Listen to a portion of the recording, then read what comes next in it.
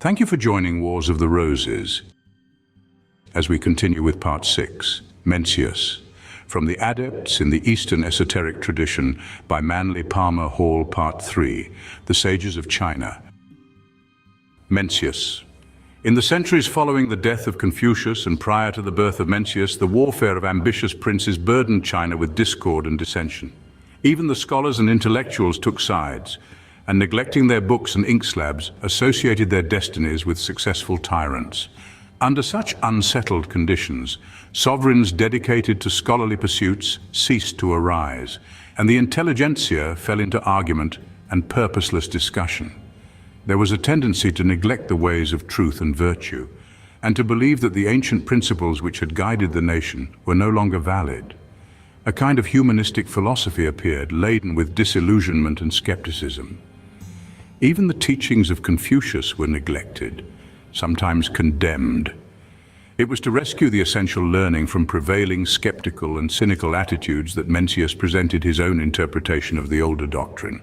The sage Mencius, Latinized as Mencius, was born in 371 BC and died in 288 BC.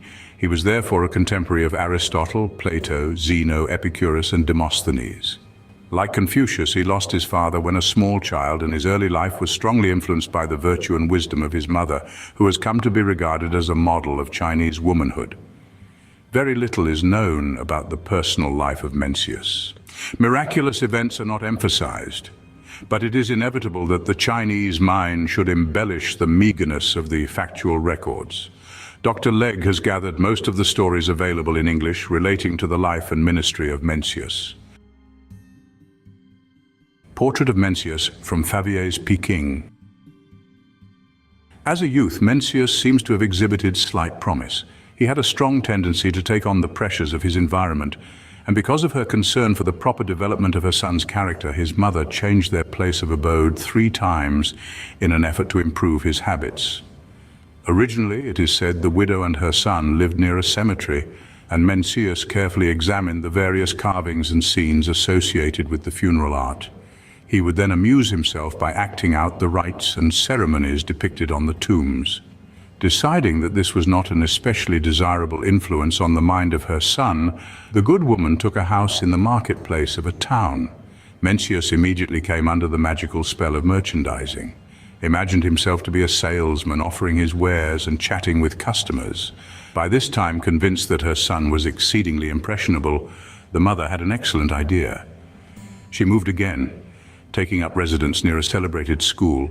Mencius, true to his native characteristics and previous practices, immediately imitated the manners, politeness, and scholarly interests of the students and professors.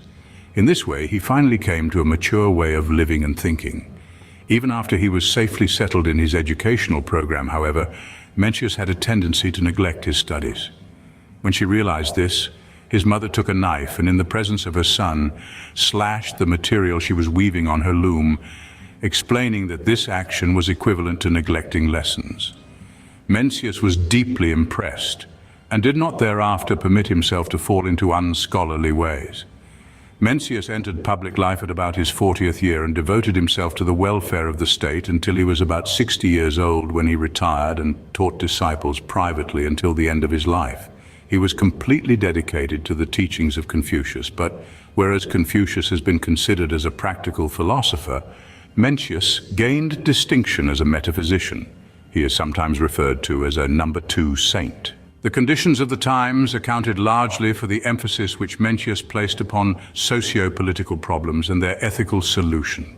He sought to restore the nobility of man as this applied to both the governing and the governed. His plan was simple. He went to the rulers, one by one, determined to continue his search until he could find among them a prince who would follow his counsel and commit to his care the administration of the government. He journeyed about for 20 years, teaching the ways of the old sages and seeking to purify the conduct of men. He was unable, however, to accomplish his purpose. Perhaps his failure was partly due to his own temperament. He was outspoken, even violent, in his denunciation of public and private abuses. He offended many and alienated those who might have been his strongest supporters. His extremely revolutionary ideas frightened rulers and statesmen. and they were persuaded to ignore him as the safer course of action. The independence of Mencius is indicated by two anecdotes mentioned by Dr. Legge. A distinguished person attended the school of the master, but when he questioned Mencius, the philosopher declined to answer. When chided for his lack of politeness, he replied, "I do not answer him who questions me presuming on his ability, nor him who presumes on his talents, nor him who presumes on his age, nor him who presumes on services performed to me, nor him who presumes on old acquaintance." When a student explained to Mencius that he was arranging to have a house nearby so that he might receive instruction, the philosopher replied, "The way of truth is like a great road. It is not difficult to know it. The evil is only that men do not seek it. You go home and search for it, and you will have abundance of teachers." Although Mencius was often associated with those of high estate, he never took a salary. Therefore, he was free to speak his mind and depart when he saw fit. Han Yu honored the wisdom of Mencius with a curious statement.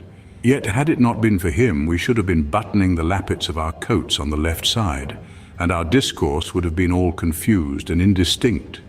It is on this account that I have honored Mencius, and consider his merit not inferior to that of you." It was inevitable that Mencius should suffer disillusionment and discouragement, and these the philosopher bore with deep inner patience and resignation, even though occasionally he appeared to take a rebellious attitude. Having made every possible effort to help the leaders of China to recognize the heaven-bestowed responsibilities of their high stations, and meeting always the same lack of integrity, he ultimately concluded, "Heaven does not yet wish that the kingdom should enjoy tranquility and good order. If it had wished this, who is there besides me to bring it about?" His principal recommendations for a successful state were make the people prosperous and see that they are well educated. Mencius apparently assumed that the influence of Confucius would extend for 5 generations, and, as he lived within this period, that he was in a favorable position to be instructed by masters through whom the Confucian teachings had descended directly. He therefore says, "Although I could not be a disciple of Confucius myself, I have endeavored to cultivate my character and knowledge by means of others who were." While the doctrines of Mencius have been generally submerged by the fame of Confucius, it cannot be said that Mencius was merely an interpreter of Confucianism. He was an outstanding philosopher in his own right. The first primer for every Chinese schoolboy is the 3-character classic, which opens with the statement, "Man's nature is originally good." This is based upon the philosophy of Mencius. He was a strangely optimistic man, for he declared that there is nothing good that a man cannot do, only he does not do it. His most famous saying is, "The great man is he who does not lose his child heart."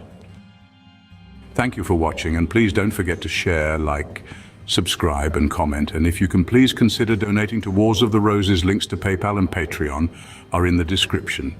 Thank you so very much.